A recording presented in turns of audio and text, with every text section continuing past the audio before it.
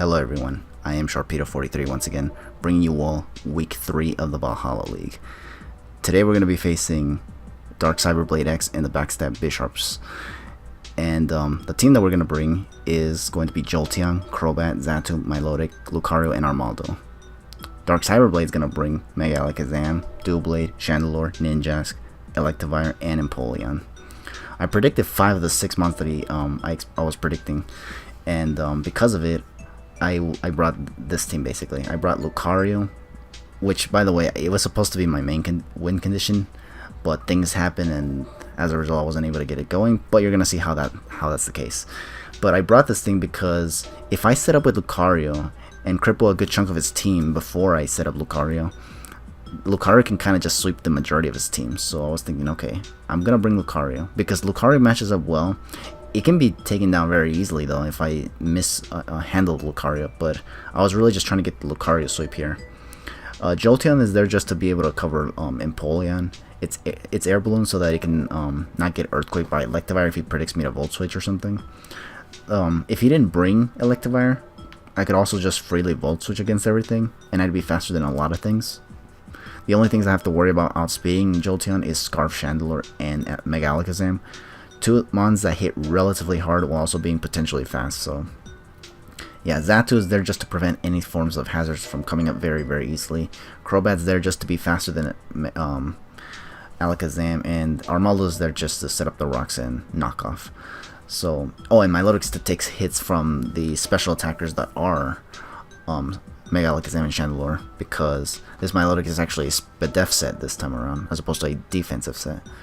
Or even an offensive set, you know me.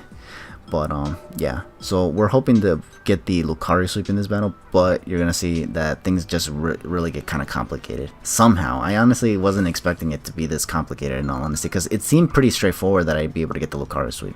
You're gonna see right here though. He's gonna lead off with Alakazam, which is the Mega.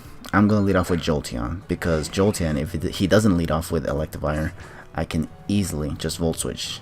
But again, Alakazam is way too fast, and I have an Air Balloon, and I don't want to lose Air Balloon because of an attack, so I'm going to just hard switch into Xatu instead.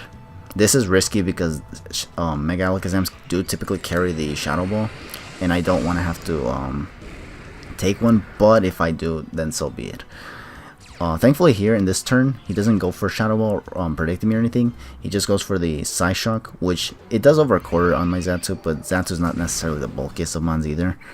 So here, I stay in hoping he doesn't, for anything in the world, go for Shadow Ball. But thankfully, he just goes for Dazzling Gleam, which is fine with me because Dazzling Gleam it doesn't KO Xatu, and because of it, now I get a free U-turn, which allows me to pivot into something I want. And in this case, I send out Crobat because this Crobat is actually Choice Scarf, which allows me to outspeed Mega Alakazam. Because for some crazy ass reason, they decided to give Mega Alakazam 150 base speed, which is super massive compared to Crobat's 130.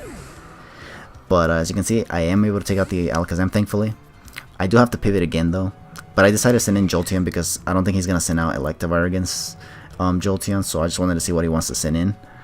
And he ends up going into Doublade, which is fine with me because if he tries to Shadow Sneak here, I will get damage off with Volt Switch. And that's exactly what I'm going to do. And I'm going to pivot into Milotic because I wanted to Scald Burn this thing. And I was kind of hoping he wouldn't have Swords Dance. He does have Swords Dance, unfortunately, though.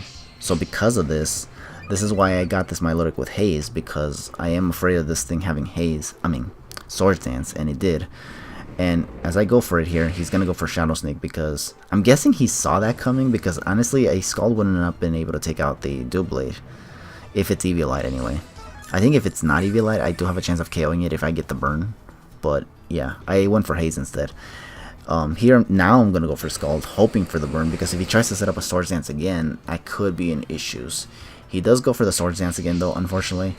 But what I want to do now is just go for Scald and hope he doesn't try to go for Shadow Claw or Shadow Sneak again, because I do want to at least get rid of the Doublade before anything else. He is going to go for Shadow Sneak, unfortunately, and well, it's good that I do take out this Doublade. My Milotic, unfortunately, now is too weakened that it's not going to be able to take any more hits from Chandelure, which is his last specially offensive threat, basically. And I am still afraid of that thing being possibly Choice Scarf. So as he brings Chandelure, I'm going to think about it. I decided to go into Xatu here, just to sack it, because I don't think Xatu is going to be useful. I mean, it could have been useful for the Empoleon if he happens to be a stealth rocker, but at the same time, I also needed a lot of the mons that I had on my team, and I felt like Xatu, since it's weakened and can't really recover very easily anyway, I figured just sack it. And now here, I get a free switch in. Because he went for Shadow Ball, this kind of gave me the idea to instead just go for Jolteon. I know that he still has the Electivire, but what I wanted to do here was just get some damage off on the Chandelure, because if I get the Volt Switch off, I should be able to take it out with Crobat on switching, because I am going to Volt Switch here and pivot into Crobat, which is Scarf, which should outspeed Scarf Chandelure. And because this Chandelure outsped my Jolteon, that clearly confirms its choice Scarf, so I definitely decided to go into Crobat, which is Scarf as well. And I'm just going to hope he doesn't try to switch out, which he doesn't, and I'm just going to go for the Brave Bird and take it out, thankfully. Unfortunately for the for Crobat here, Dark Cyber is going to send out Empoleon now because it's a free switch-in for him. And that's going to force me to switch out. So if he wanted to, he could get his rocks up here. So what I'm going to do here now is just switch in my Lodic, so that I can get an opportunity to recover, if and only if he does not have Grass Knot on this Empoleon. So he does go for Skull, which is, it's alright for me. I'm hoping for the burn as well, so that I can actually get the Marvel scale up as well, and take hits from his Ninjask if he has it, which he does, by the way. Isn't that obvious?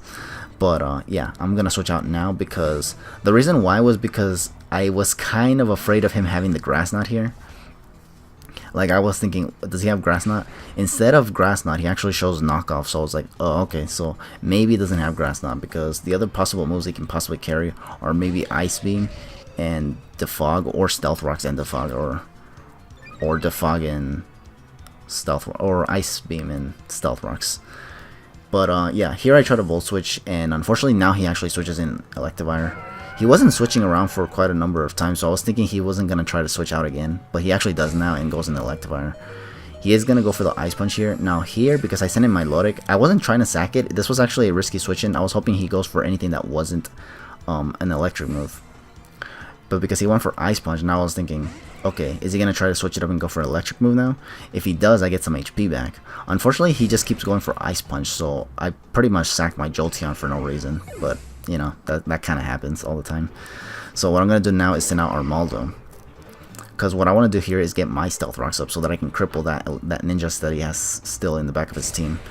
And here, after this, I'm going to just go for a couple of X Scissors to be able to take out this Electivire. As you can see, he's not switching up his move from Ice Punch to something like Wild Charge or Thunder Punch, so this instantly gives me the idea that this Electivire is choiced. And specifically banded, because this Ice Punch is doing quite an amount to my Armaldo despite it not being a stab move. I can see Thunder Punch doing this amount of damage over Ice Punch on Electivire in all honesty. So I was definitely thinking this is choice banded Electivire. And he's not switching out, and he just keeps going for Ice Punches. I'm guessing he's also hoping for the Freeze, which thankfully he doesn't get, because if he did, that could have made things a little bit more difficult for me. And I am able to take out this Electivire with 2 X Scissors now. My Armaldo unfortunately is weakened though, so I'm not going to be able to do much with it now. He is going to send out Empoleon, which is an ideal matchup for him. I could just let this thing go down, but I didn't want to, because I wanted to preserve it for Death Fodder in case the Ninjask turns out to be surprising somehow.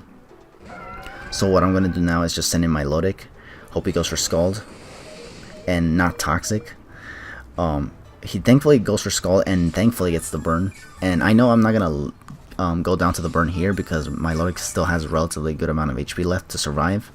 And I know I can outspeed this my Lodic, because my Lodics typically naturally outspeed Empoleons anyway. So I can definitely get a recover off just to keep this my Lodic relatively healthy.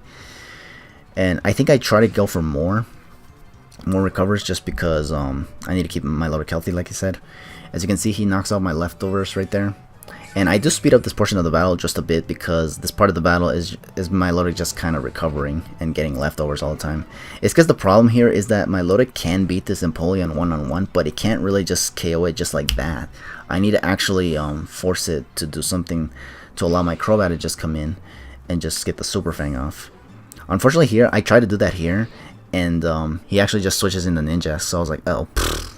So now I'm just forced to go for Brave Bird. He's going to go for Protect here, which kind of tells me that if he's trying to set up here, then this Ninjask is not Z-move and is probably Focus Sashed. And is trying to get like Swords Dances up, which he does right here, so that he can possibly late game sweep here. Unfortunately, he got the rocks off with the fog on Napoleon, so as a result, this Ninjask is not going to go down to 1 hit, and it's still going to have his focus dash intact, which allows him to survive, and now he can attack me really, really hard with anything. Now here, because he has Swords Dance up and he has the speed boost up, I think now he definitely wants to attack, so this is where I send in Armaldo for the Death Foddering, basically.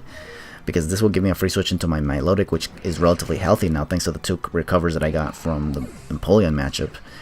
And now I should be able to hopefully survive a X-Scissor from this, what's it called, Ninjask. And if I do, I should be able to take it out with a Scald.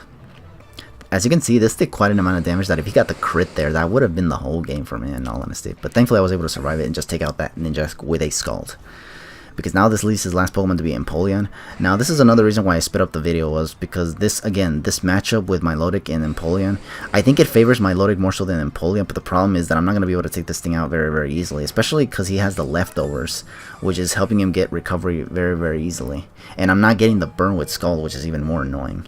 So what I'm going to do here, after getting this recover up, because I do want to keep Milotic relatively healthy in case it comes down to the fact that I lose Crobat and Lucario to this Empoleon.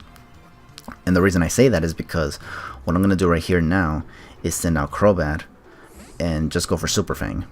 I was hoping he doesn't predict me and go for Ice Beam or anything like that, but as you can see, he just goes for knockoff, so I'm fine with that. He does knock out my Choice Scarf, which is fine because this Crobat outspeeds Empoleon anyways. But what I want is just to get the Super Fang off, so that way I can just get some chip off, or at least cut his HP in half so that I can put it in range for anything from Lucario to just take it out. So here, he's gonna get more leftovers, but what I'm gonna do here now, because I survived the Scald and did not get burned, I'm just gonna go for U-turn now to get that additional chip that I need, so that Lucario can for sure take out this Empoleon with close combat, even if he goes for Scald and burns my Lucario. Well, as you can see here, he is gonna go for the Scald, and unfortunately he is gonna get the burn, but looking at the HP that it has there, and the fact that close combat is still a high base power stab move for Lucario, I was just hoping that I can definitely still take out this Empoleon with a close combat, and as you can see, I definitely do, which allows me to win this battle 3-0. So yeah, that's going to be the whole game. Thank you all for watching week 3 of the Valhalla League. Good game to Dark Cyber X for the battle, and I guess all I can say is stay tuned for week 4. And also, yeah, there's also something that's gonna happen today as well, so do stay tuned, because I do have not a direct announcement from me personally, but it is an announcement that I need to present to you guys. So until then, all I can say is